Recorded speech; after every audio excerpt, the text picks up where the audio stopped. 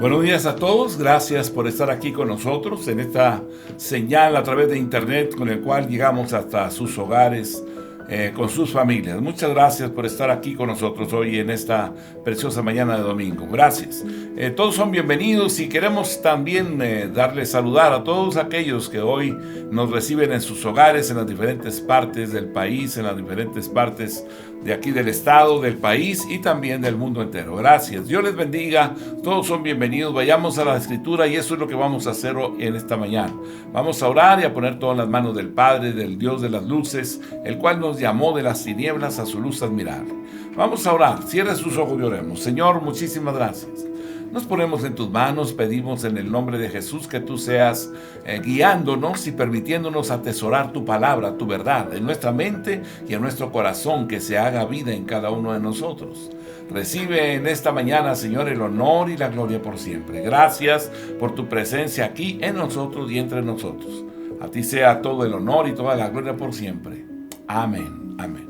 Muy bien, bienvenidos. Vamos a entrar al tema de hoy. Vamos a ir desarrollando este tema, viendo cómo el Señor es el todo en su palabra. Siempre Dios ha usado el desierto como un centro de capacitación.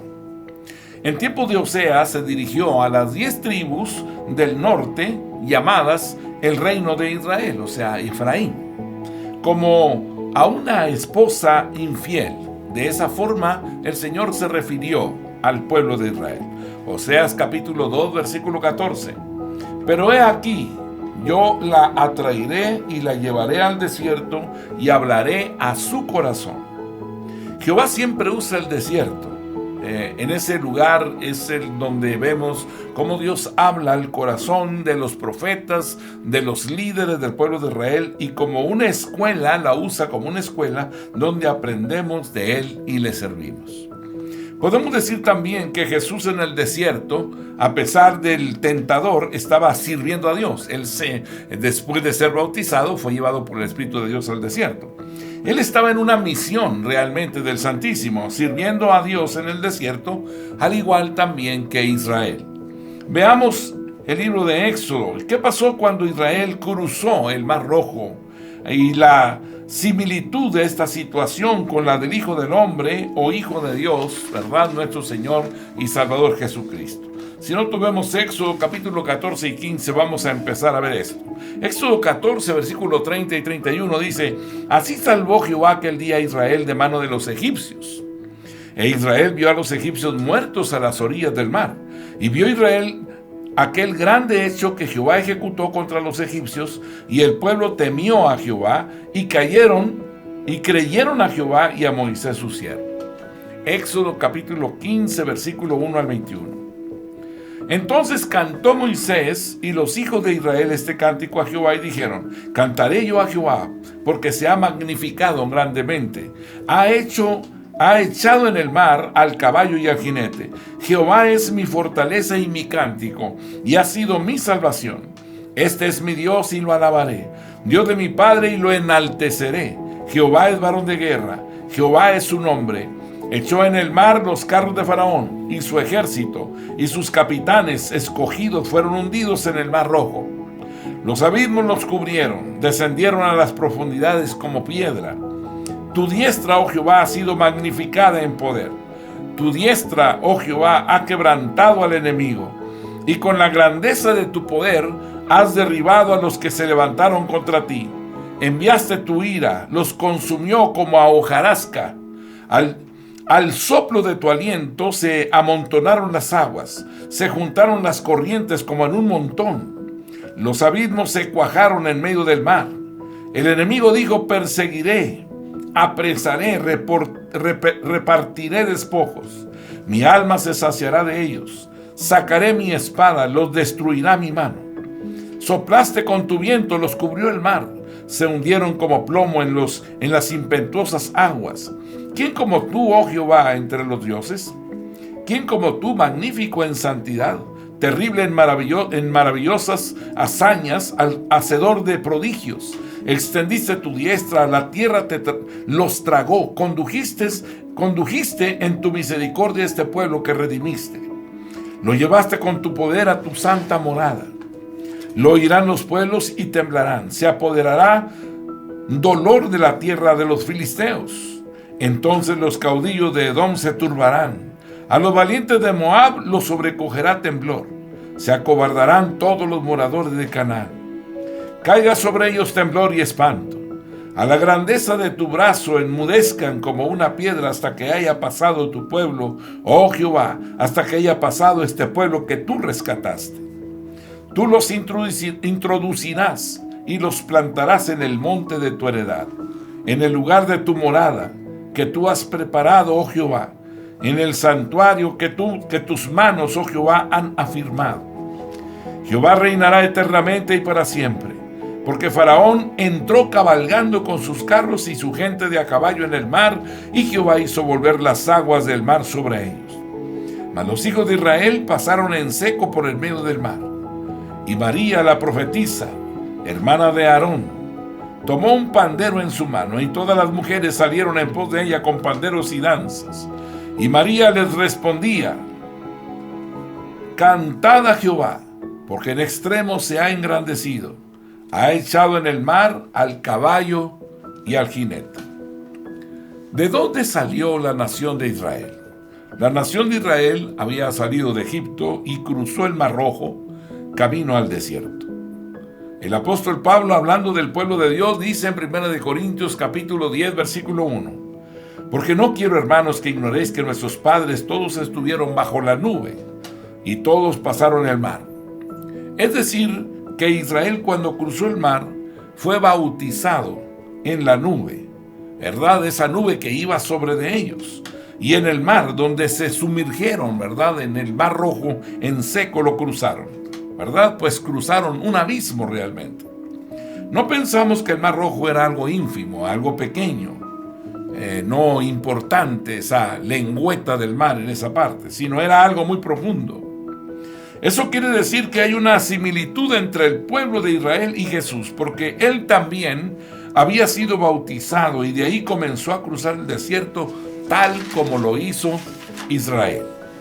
A veces nos ocurre que nos bautizamos y decimos: gloria a Dios, estoy con el Señor, es una victoria y ya nada me puede dañar. Es verdad, realmente el ángel de Jehová acampa alrededor de los que le temen y los defiende. Salmo 34:7 dice esto: el ángel de Jehová acampa alrededor de los que le temen y los defienden. Es una verdad de Dios. Pero olvidamos que Dios nos lleva al desierto para que le sirvamos. En este llamado se esconde un gran sacrificio: el negarse a uno mismo, tomar la cruz y seguirlo. Mateo 16, verso 24. Entonces Jesús dijo a sus discípulos: si alguno quiere venir en pos de mí, niéguese a sí mismo y tome su cruz y sígame. El desierto, como lugar inhóspito, también es un lugar de prueba, mediante el cual Dios perfecciona su propósito en nosotros. Así como en el desierto se encuentran las serpientes ardientes dispuestas a morder, así también está el diablo esperándonos para tentarnos. Recuerda que esa criatura enaltecida no conoce la misericordia. Notemos aquí la segunda enseñanza. El Señor nos advierte que cuando venimos de un momento de gloria, es posible que también venga la provocación. Deuteronomio capítulo 32, el versículo número 27. De no haber temido la provocación del enemigo, no sea que se envanezcan sus adversarios, no sea que diga: nuestra mano poderosa hizo todo esto y no Jehová. Uno de los momentos más gloriosos del ministerio de Jesucristo fue cuando Juan el Bautista se encontraba en el río Jordán. El siguiente día vio Juan a Jesús que venía a él y dijo: he aquí el Cordero de Dios que quita el pecado del mundo. En esa hora se estaba cumpliendo la palabra de Isaías capítulo 17, versículo número 7. En aquel día mirará el hombre a su hacedor y sus ojos contemplarán al Santo de Israel. Asimismo también se estaba cumpliendo el pasaje de Isaías capítulo 40, el versículo 1 al 5. Este capítulo nos dice a nosotros: consolaos, consolaos, pueblo mío, dice vuestro Dios. Hablad al corazón de Jerusalén. Decidle a veces que su tiempo es ya cumplido. Decidle a voces que su tiempo es ya cumplido y que su pecado es perdonado, que doble ha recibido de la mano de Jehová por todos sus pecados. Voz que clama en el desierto: preparad camino a Jehová, enderezad calzada en la soledad a nuestro Dios. Todo valle sea alzado, y bájese todo monte y collado, y lo torcido se enderece, y lo áspero se allane. Y se manifestará la gloria de Jehová, y toda carne juntamente la verá, porque la boca de Jehová ha hablado. Luego ahí mismo en Isaías nos dice en el capítulo 40, versículo 9 y versículo 10: súbete sobre un monte alto, anunciadora de Sión. Levanta fuertemente tu voz, anunciadora de Jerusalén. Levántala, no temas. Di a las ciudades de Judá: ved aquí al Dios vuestro. He aquí que Jehová el Señor vendrá con poder, y su brazo señoreará. He aquí que su recompensa viene con él, y su paga delante de su rostro. Juan el Bautista preparó el camino, por eso habló a los reyes de una manera. De otra forma también les habló a los soldados. Y todavía utilizó otra forma para hablarle a los fariseos. Y utilizó otra manera para hablarle al pueblo. Pero a cada uno les dio el mismo mensaje: prepárense, porque ha venido el reino de Dios. Jesús fue a Juan para ser bautizado, y el profeta dijo, Juan 1:29. El siguiente día vio Juan a Jesús que venía a él y dijo: he aquí el Cordero de Dios que quita el pecado del mundo. El Padre había dado testimonio de Jesús e hizo que el Espíritu Santo viniera sobre él y permaneciera. Todos los ahí reunidos vieron cómo los cielos le fueron abiertos y la gloria de Dios descendió sobre su Hijo, y luego oyeron la voz del Padre diciendo, Mateo capítulo 3, verso 17: y hubo una voz del cielo que decía: este es mi Hijo amado en quien tengo complacencia. De la misma manera, Moisés había sacado a Israel diciéndole a Faraón: Israel es mi hijo, mi primogénito. Ya te he dicho que dejes ir a mi hijo para que me sirva. ¿Verdad? Dios siempre mencionó que Israel era su hijo. Lo saca de Egipto con mano fuerte y muestra a todos la gloria de Dios, manifestada siempre a favor de su pueblo. Mas luego que pasa el momento de gloria del bautismo después del Mar Rojo, ¿verdad? Pasa ese momento, y así como Jesús lo pasó, también ellos fueron impulsados al desierto para ser probados. Pedro no entendió esto. Cuando estaba en la gloria de la transfiguración en el monte, y Pedro se atrevió a pedir 3 enramadas para extasiarse ahí contemplando la gloria del Señor. Marcos capítulo 9, versículo 5. Entonces Pedro dijo a Jesús: Maestro, bueno es para nosotros que estemos aquí, y hagamos 3 enramadas, una para ti, otra para Moisés y otra para Elías. Pedro le había dicho a Jesús, ¿verdad? Maestro, bueno es que para nosotros que estemos aquí. Pero Pedro no entendía nada realmente. Pues mientras él pensaba que era bueno para ellos quedarse viendo la gloria arriba en el monte, ahí estaban ellos, los demás discípulos se encontraban abajo, en medio de una gran multitud con los escribas. Estaban disputando con ellos mientras trataban infructuosamente de echar fuera un espíritu inmundo que estaba matando a un muchacho. Marcos capítulo 9, versículo 17 y versículo 18. Y respondiendo uno de la multitud dijo: Maestro, traje a ti mi hijo que tiene un espíritu mudo, el cual donde quiera que le toma le sacude y echa espumarajos y cruje los dientes y se va secando. Y dije a tus discípulos que lo echasen fuera y no pudieron. Era contrastante realmente la situación.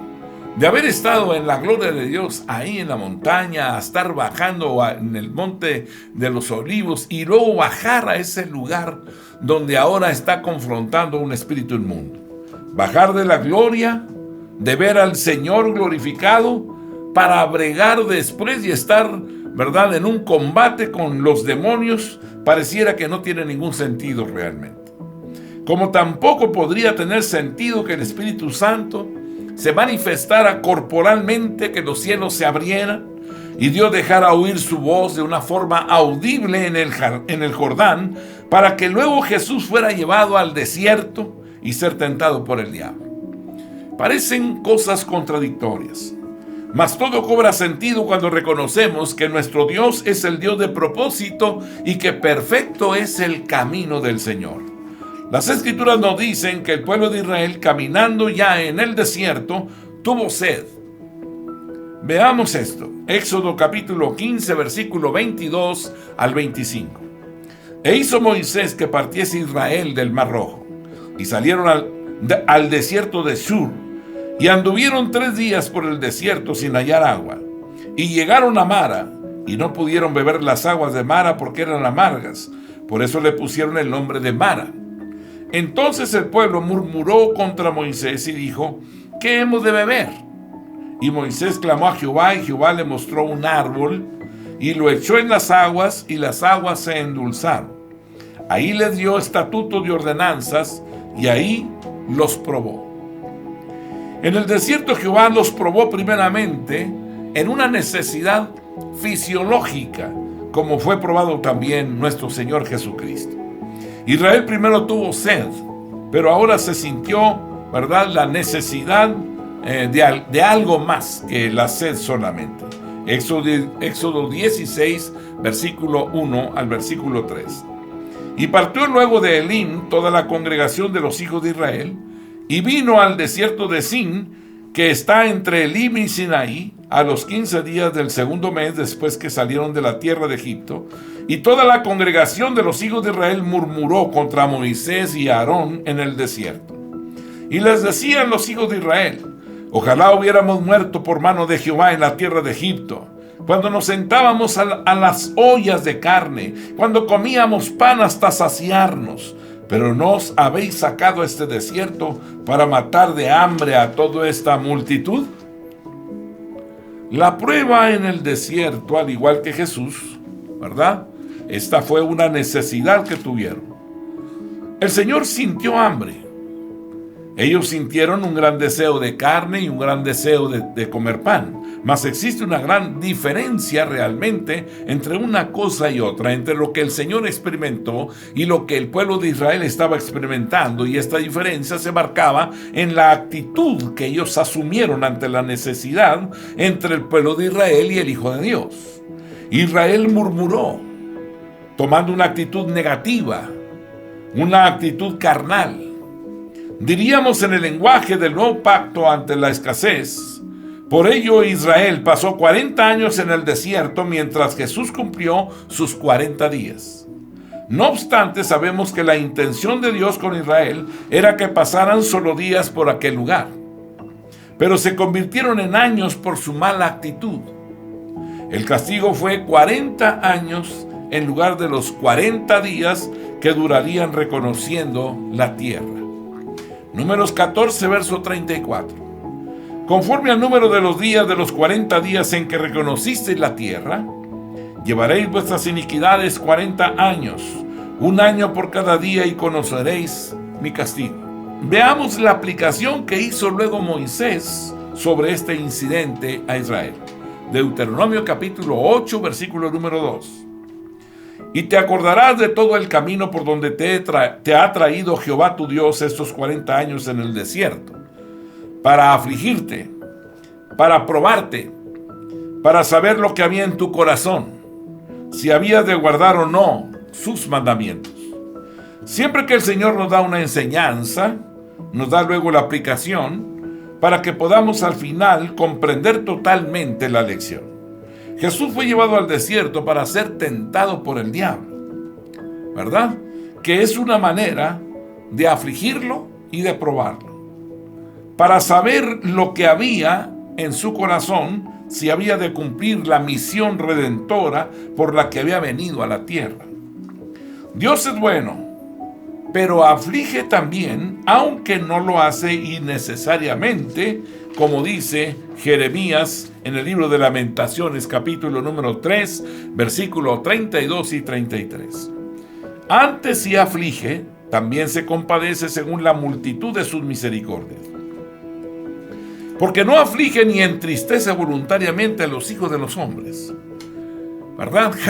Aflige con propósito, para sacar algo mejor, para manifestar sus obras, para quitar algo malo y poner algo bueno, para probarle, para saber qué hay en tu corazón. Eso dice la palabra. Sobre Israel lo supo, ¿verdad? Porque al momento de entrar en la necesidad, en la presión, hubo murmuración. El pueblo de Israel fue probado y en vez de guardarse, murmuró. En cambio, Jesús guardó los mandamientos del Padre.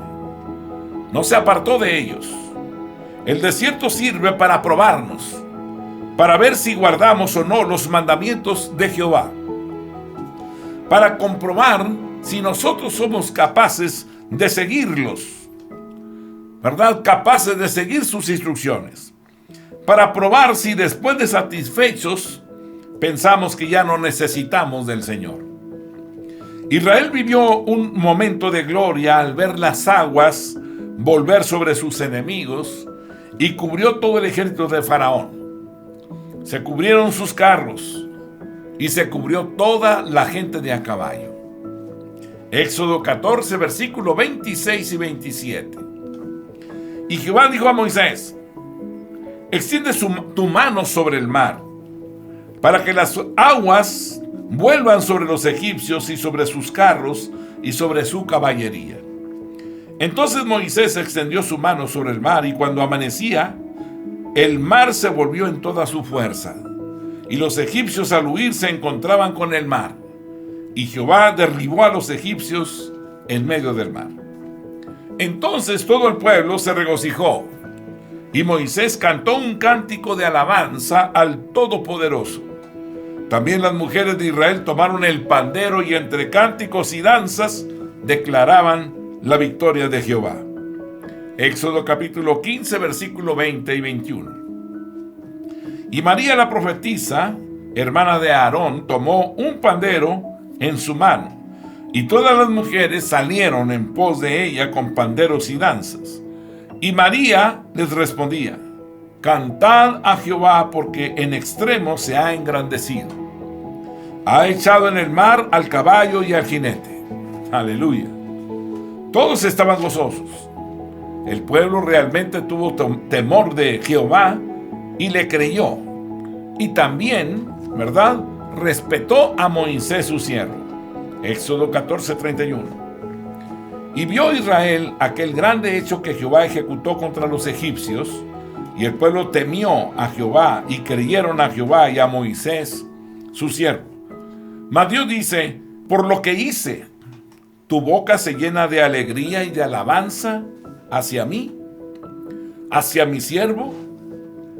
Pero déjame ver ahora realmente lo que hay en tu corazón. Quiero ver si eres capaz de guardar mis mandamientos en la escasez, lo mismo que en la alegría. Quiero saber si te mantendrás fiel a mí, el Dios que con portentos y maravillas nos ha sacado de Egipto. Los probó Dios. Dios miró lo que había en su corazón. Ahora, ¿de qué manera Jehová probó al pueblo de Israel? Pues los hizo sentir hambre, los hizo sentir sed. Es decir, Dios nos prueba en la necesidad. Podemos nosotros afirmar que Dios prueba cuando nos quita, cuando nos priva de algo, especialmente en las necesidades básicas. Mas, ¿por qué viene el desierto después del momento de gloria? Porque la gloria supuestamente nos revela que Dios está con nosotros y eso me fortalece en la prueba, pues ¿cómo he de desobedecerle después de un momento de gloria donde lo vi tan cerca? La manifestación del Señor y su poder a nuestro favor. Por tanto, si reconozco de corazón que Jah es fiel y verdadero, Dios es grande y poderoso, sabré entonces que así como ha estado conmigo y me libró, estará también en la prueba y me fortalecerá para que venza. Él me dará la fuerza, la vitalidad, la entereza para que alcance la meta y el propósito. En el Jordán Dios dejó oír su voz audible para decir que Jesús era su Hijo. Él habló desde los cielos y la voz se escuchó. Mandó al Espíritu Santo en forma de paloma para dar testimonio de quién era Él. Israel lo vio humillar al faraón y a sus dioses. Lo observó abrir camino en el mar. Contempló a todos los enemigos, destruidos en las aguas. Pero ahora, al sentir sed y faltarle el alimento, inmediatamente comienza a murmurar y atribuirle maldad al Santo de Israel, diciendo, Éxodo 14, versículo 11. Y dijeron a Moisés, ¿no había sepulcros en Egipto que nos has sacado para que muramos en el desierto? ¿Por qué has hecho así con nosotros que nos has sacado de Egipto? Éxodo 16, verso 3. Y les decían los hijos de Israel, ojalá hubiéramos muerto por mano de Jehová en la tierra de Egipto, cuando nos sentábamos a las ollas de carne, cuando comíamos pan hasta saciarnos, pues nos habéis sacado a este desierto para matar de hambre a toda esta multitud. Éxodo 17:3. Así que el pueblo tuvo ahí sed y murmuró contra Moisés y dijo, ¿por qué nos hiciste subir a Egipto para matarnos de sed a nosotros? Para matarnos de sed a nuestros hijos y a nuestros ganados. Éxodo 17, verso 7. Y llamó el nombre de aquel lugar Masa y Meriba, por la rencilla de los hijos de Israel, y porque tentaron a Jehová diciendo, ¿está pues Jehová entre nosotros o no? La palabra dice que Dios sació su sed y satisfizo su hambre enviándoles carne y pan, codornices y maná del cielo. Éxodo 15, 27. Y llegaron a Elim, donde habían 12 fuentes de aguas y 70 palmeras, y acamparon ahí junto a las aguas. Éxodo 16, versículo 12. Yo he oído las murmuraciones de los hijos de Israel. Háblales diciendo, al caer la tarde comeréis carne, y por la mañana os saciaréis de pan, y sabréis que yo soy Jehová vuestro Dios. Sin embargo, ¿qué quería enseñar el maestro, el Señor, con todo eso? Y Moisés dijo en Deuteronomio capítulo 8, versículo 3, y te afligió, y te hizo tener hambre, y te sustentó con maná, comida que no conocías tú ni tus padres la habían conocido, para hacerte saber que no solo de pan vivirá el hombre, mas de todo lo que sale de la boca de Jehová vivirá el hombre. Por tanto, Dios nos hace tener hambre y nos hace tener sed, para cuando nos falte lo imprescindible y nuestro cuerpo comience a demandar, debemos de saber que es más importante que suplir una necesidad temporal, es más importante vivir de toda palabra que sale de la boca de Dios. Constantemente en nuestra vida cristiana, Dios prueba lo que hay en el corazón y a través de las cosas naturales, privándonos de las cosas de lo natural.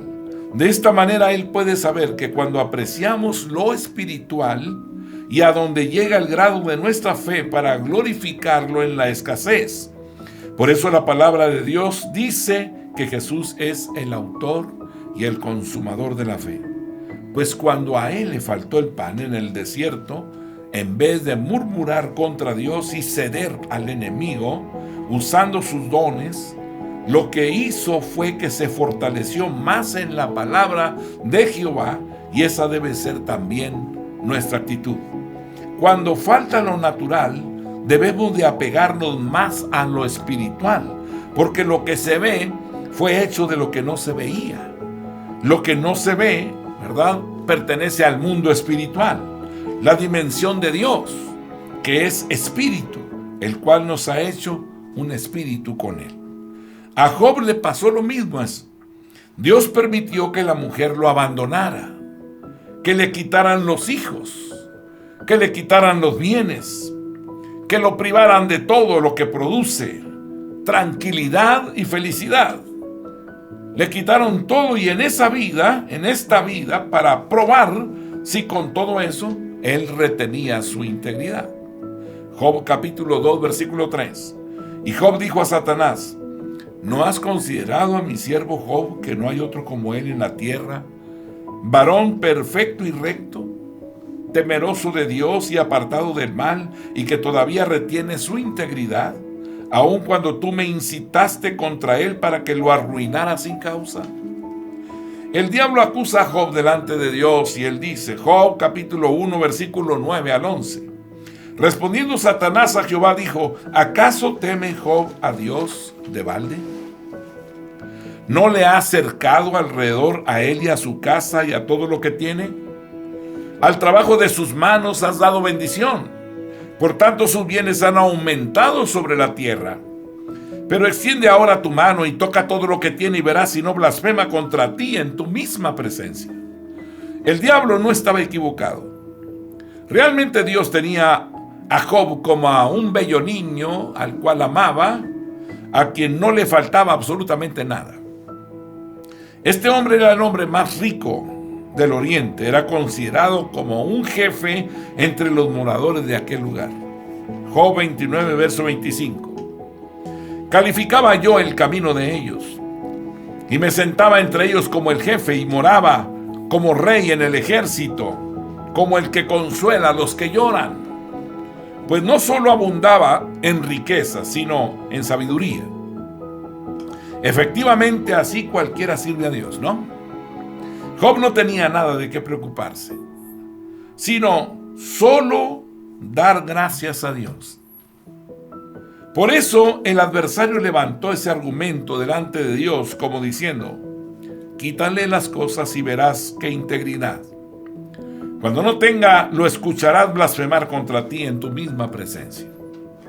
Y se pudo ver, pues aquel hombre que al principio, en medio de tan gran aflicción, estaba como una columna, con tanta firmeza en su fe, aunque sufrido en espíritu, cuando comenzó a escuchar argumentos. Y por causa de la controversia, él empezó a debilitarse. Pero hubo una columna, uno, llamado Jesús, que nunca claudicó. Porque cuando le faltó lo imprescindible, entonces se fortaleció en la palabra de Dios. Por tanto, apliquemos. ¿Dónde me voy yo a sostener cuando no tenga absolutamente nada o no vea absolutamente nada delante de mí? Pues me voy a sostener de la fe.